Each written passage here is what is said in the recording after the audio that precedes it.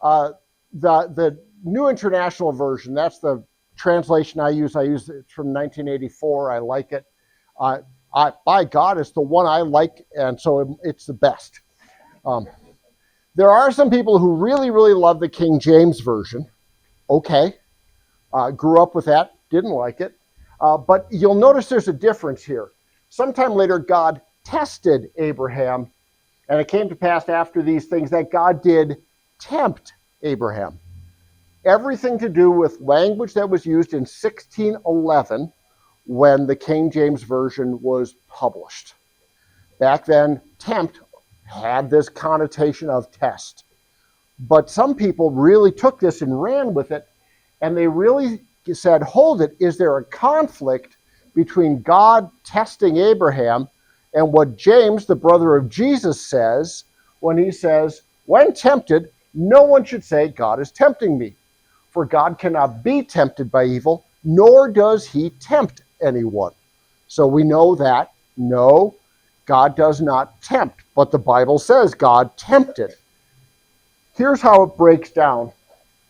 The Greek word in James is this. I don't remember how to pronounce it. And it can mean any one of these three things, plus a few other subtle nuances. To try, to test, to tempt. So the word itself doesn't indicate the meaning. That has to be determined by context. It also doesn't say who is doing the testing, the trying. So what's going on there? And is this a temptation to sin? Or is this a test where you're going to get some feedback and learn something? You determine that by context. And James is coming out in his epistle, he is talking about our internal struggle with the desire to do sinful things. I will not be gracious, I will get even. I will do, all different things. That's what James is talking about. So from the context in James, James is saying God does not set you up to fail by stirring up your heart to see if you want to do evil. God won't do that. God himself is not tempted by evil, therefore he will not tempt us. But he is saying, you and I, we can tempt ourselves and other people to sin. So not what Abraham is facing. Here is what Abraham is facing. I know, impressive. I managed to capture Hebrew from the internet because I can't type it. Thank God when Vicar Solomon was here, I would say, can you send me that text? And he would send me a PDF file and I could put my slides together. It's pronounced Nisa. So it does not mean tempt in Hebrew, just doesn't in the modern sense of the word. Remember, King James, 1611, English has changed substantially since then. The best translation is to test, or even better, I think, to challenge. So God challenged Abraham, go da da da da. So most of us have at some point or another challenged ourselves in our life. I will, people will say, I want to do this thing, something I'm familiar with, running marathons. I would always talk to people, they go, oh, you run marathons? Yeah, I've always wanted to do that. Let's talk, And they're like, part of what you're asking is, why do you want to do this? I just want the challenge of it.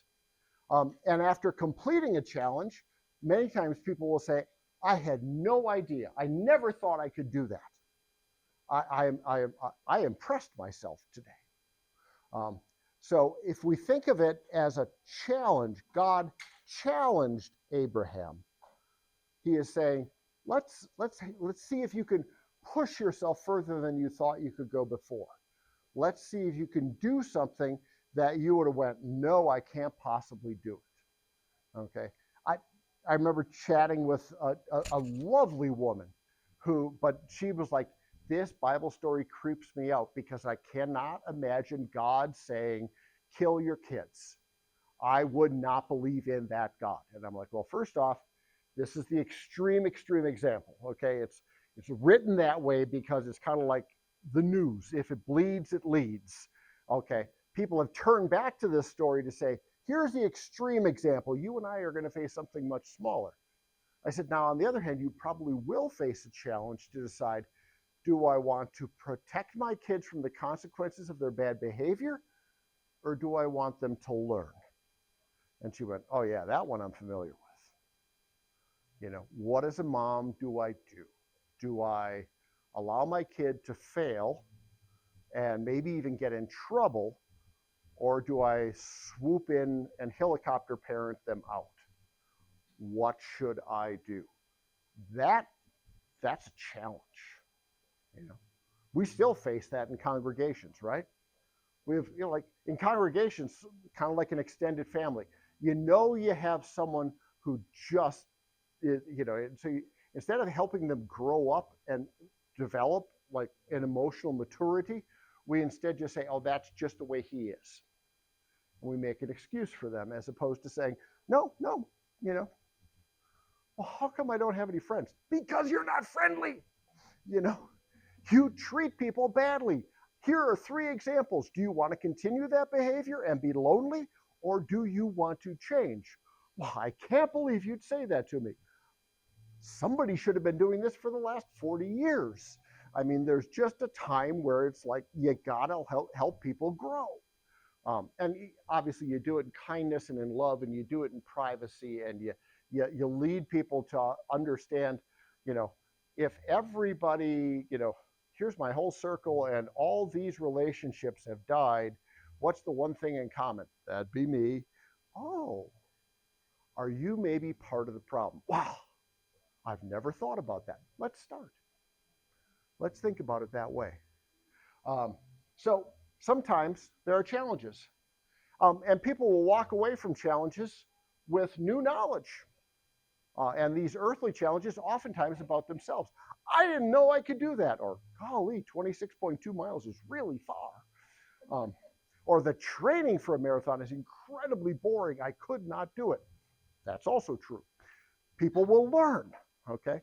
Keep in mind, failing at a challenge is not, God is not up in heaven judging and going, I'm sorry, you failed. I don't love you anymore. God is going, okay, you figured some things out. Maybe your willpower isn't as strong as you thought it was, and maybe you need to structure your life differently. Maybe you need a deeper daily walk with me rather than suddenly pulling on me at the last minute. What are these things that we might learn? So let's just walk through some examples of when God tests people using that Hebrew word nisa. And some New Testament examples too. In Deuteronomy chapter 8, so Deuteronomy is the big sermon Moses preaches right before he dies and the people enter the promised land. If you remember, how many of you remember ditto machines or mimeograph machines? Okay, deuto, same idea, okay? It's a repeat. Deuteronomy is a repeat of the history that's recorded in Exodus, Leviticus, and Numbers. And he kind of goes back, and so you'll always see it starting off with, remember.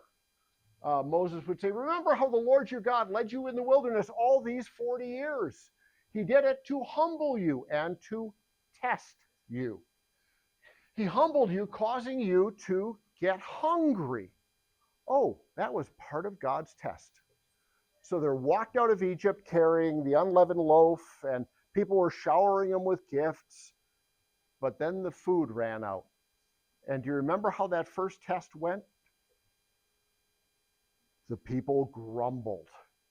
And they said to Moses, why did God lead us out into this wilderness to let us starve to death? And they kind of, we kind of have to go down that road sometimes and go, oh. And then, first, he caused you to hunger. Then he fed you with manna. And the ellipsis there to make the verse fit is saying food like no one had ever seen before, that you and your ancestors had never seen. So then God provides, and what was the goal of that? People were going to go, oh, God provides. I can trust God's provision. And even there was a test. How much manna were they supposed to pick up? 1 day's worth. Yeah. And what did some of them, of course, do? They took way more, and it wormy and smelled bad and everything else. And so there was like, oh, are we going to trust God to provide? How long did this test go? 40 years. For 40 years, he provided manna. The manna finally stopped when they got to the promised land. The first time they ate the produce of the promised land, the manna quit. So 40 years, God was saying, let's test. Let's see how it works. You going to trust me today? So I teach you that man does not live on bread alone, but on every word that comes from the mouth of the Lord. Do those words sound familiar to you at all? You shall not live by bread alone, but where did you hear him? Jesus, yeah. Jesus when he's with Satan. And turn these stones into bread. Walking my dog. Today was a nose day, okay? So today Sandy was determined, you just clear your calendar. I'm going to smell everything in the neighborhood, okay? And she's going along, and there's a rock in the sidewalk. Stop, I have to inspect this rock. And Judy's like, it's a rock. And I'm going, maybe she's still hoping that God's going to turn it into manna. Yeah. I don't know what my dog is thinking, but maybe my dog is praying. Okay. Always for snacks, right? You know. But finally here, he did this testing so you would know in your heart that as a man disciplines his son, so the Lord disciplines you.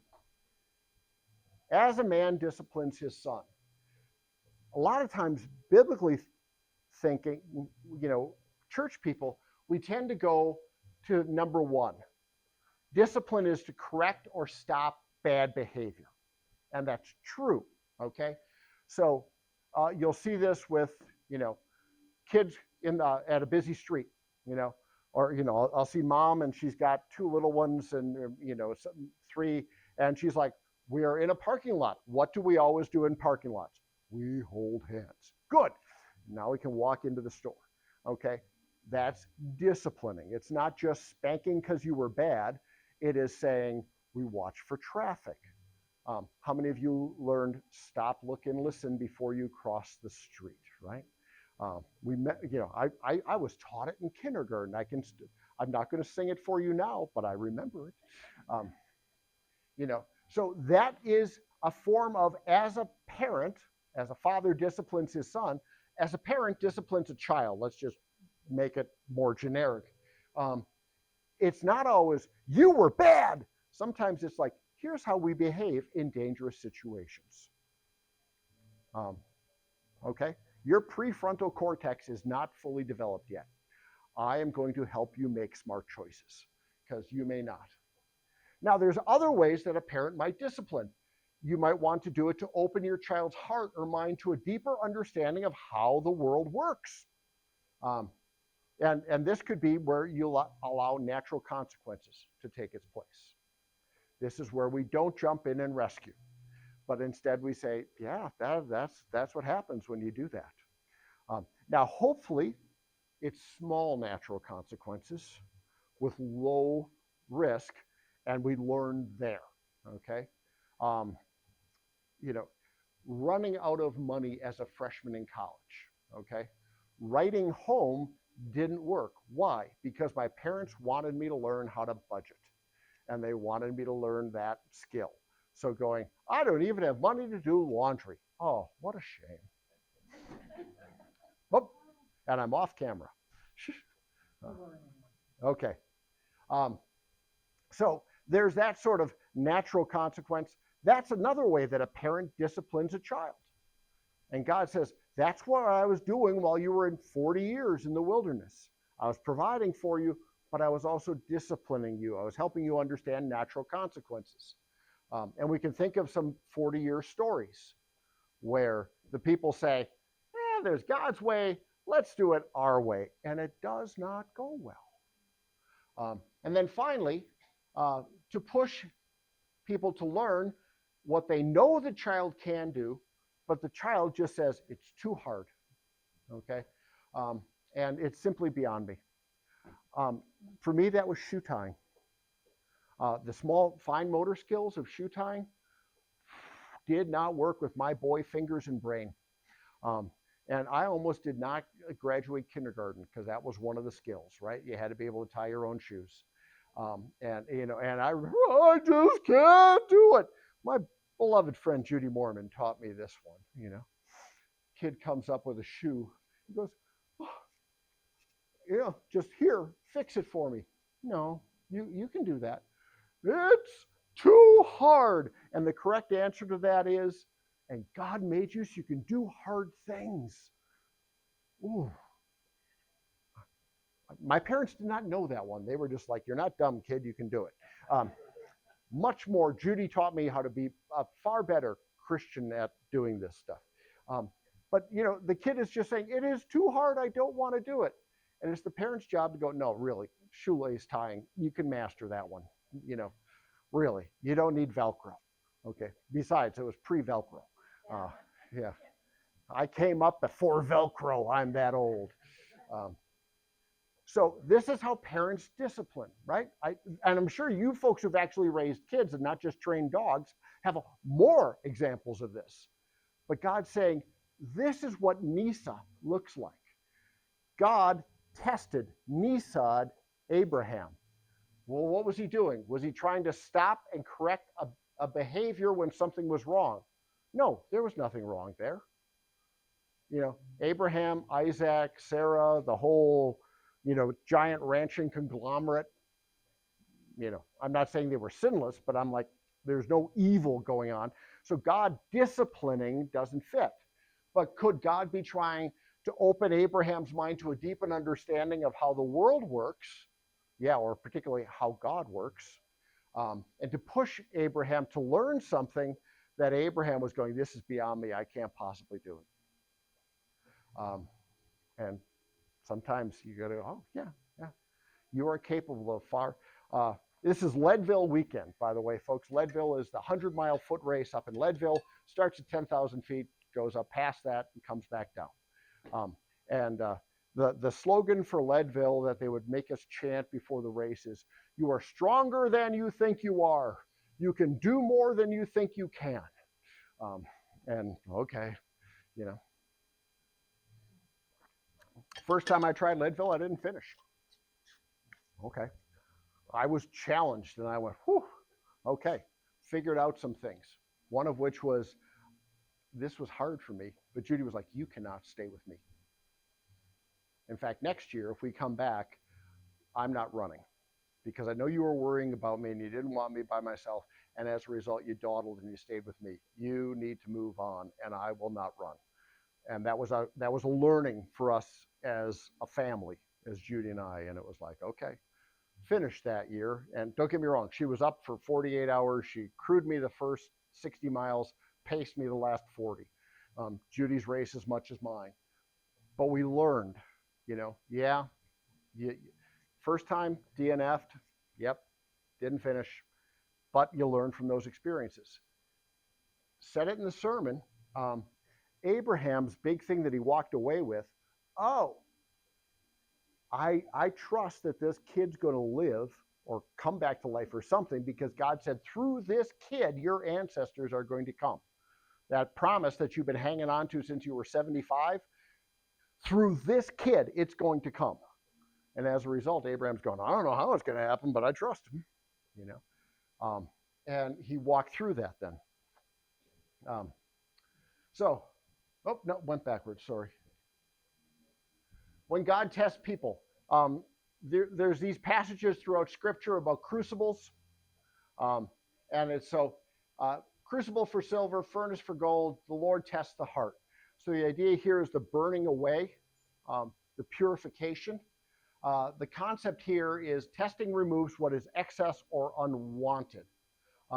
Jesus gives us an example of that when he says, no man can serve two masters. You will either hate one and love the other. You can't serve God and money. So sometimes the crucible is saying, I've got to figure out which one I trust more. Do I trust God or do I trust the assets I've saved up? How am I going to live? What's the challenge for me? So That's the crucible, that decision time of how am I going to live here? Jesus looked up. Here's a Jesus test. This is the feeding of the 5,000. He looks up and he sees the great crowd. So he turns to Philip and he says, hey, where should we buy bread for these people to eat? And Philip is like, huh? And he asked only to test him. That's in this case, he's not tempting him to sin. He's not asking him to go over and rob a bread truck. Well, a bread chariot? But Jesus already knows what he has in mind to do. But he wants Philip to go, oh man. He's just kind of like in the Old Testament. You got hungry, I fed you manna. And he wants Philip going, oh man. You know, if you remember the other versions of the story, other accounts of it, you know, there's people going, if we took all the money we had, 1,000 denarii wouldn't be enough to give everybody just one mouthful. You know, this is an insurmountable task. So what was perhaps Jesus testing Philip on? I'm guessing the mind of Christ, a dangerous business. He wants Philip to come to the end of himself and say, there are no resources. It is hopeless. Oh, good Lord. He wants Philip to feel like a complete failure in the face of Jesus' miracle. So he goes, whew, God is great. I'm not, but God is great. And he wants maybe to prepare Philip's heart to the idea that Jesus can make something out of nothing. Could be there might be a fourth, a fifth, a 12th, I don't know. We're guessing Jesus' mind. But he said, I want to test you, Philip. I already know what I'm going to do, but I want to get you on that dilemma where you're getting a little uncomfortable. How are we going to fix this one, Philip? Well, I don't know. Okay, your testing of faith produces perseverance. Those who choose to test them, like running a marathon, some people are going to come away and go, I have greater perseverance than I saw. I can do the same dumb thing over and over and over and over again. And other people are going to come and say, I don't have perseverance because it drives me crazy doing the same dumb thing over and over and over again. This is not for me. Both pieces of knowledge are mighty important to know about yourself.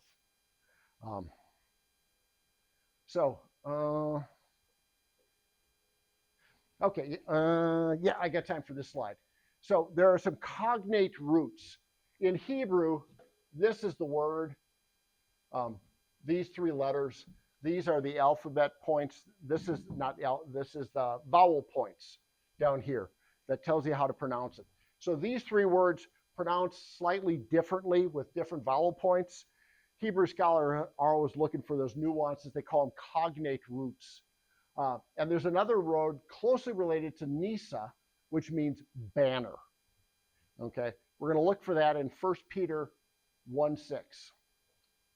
Now for a little while you've had to suffer grief and many kinds of trials. These have come so that your faith, of greater worth than gold, which perishes even though refined by fire, may be proved genuine and may result in praise, glory, and honor when Jesus Christ is revealed.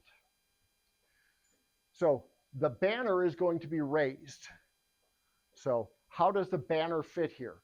Well, banners are used as a visual identifier. These are my people over here. This is particularly back before modern communications in the battlefield. And you ran in with your sword and and then all of a sudden you're going, hold it, where are my people? But sometimes this still also happens where people are looking for their people. Will I fit in? We had a guest in first service, Christopher, great big strapping guy, lots of tattoos. Yeah. And he was like, just moved here from Denver and looking for churches, seeing where I want to put down roots. I said, welcome, By the way, great job of greeting and talking to him, everybody who did that. He was invited with everybody else. But so part of it is he was looking for his people, right? How many of you have looked for your people somewhere? And you go, oh, my people, I learned when I couldn't do math. Well, actually, I shouldn't say I couldn't do math. When I didn't train myself to do math, like memorize my times tables, there's that accumulative thing, and all of a sudden you're going, I really struggle with algebra and geometry. And you look around and everybody else is taking trigonometry, and you go, these are not my people. I'm going upstairs to the English department. Those are my people. Um, and then there's that rallying point that comes with that. My people, we belong together. And there's a tool of communication, like you've seen flags on ships, not just the nation flags, but the little pennant things. John, you probably know way more about that. And when I leave to go get ready for second service, John can teach you. But anyhow, the result of undergoing these trials turns you and me into banners. So we're going to come out on the other end. It's going to produce praise, honor, and glory to Jesus, because people are going to go, those are my people. I want to hang with them. And we're going to start to, and as a result, people are going to go, oh yeah, this is who we are. We share a common bond, and we communicate acceptance, because we also are the people that go, boy, there were times that I failed, and God was gracious. And here's what I learned from that challenge. I learned that God is gracious. I learned that even when I don't perform well, God does not cast me aside and go, well, I only work with high performers. God says, no, you're mine. I've called you by name. You can read these yourself. Push it aside. I'll put it away. I got to get up for second service, folks. Blessings. Oh, no, we're done. Yeah. Oh, yeah. Or I'm going to be recording on upstairs. Have a great week. Leave the chair.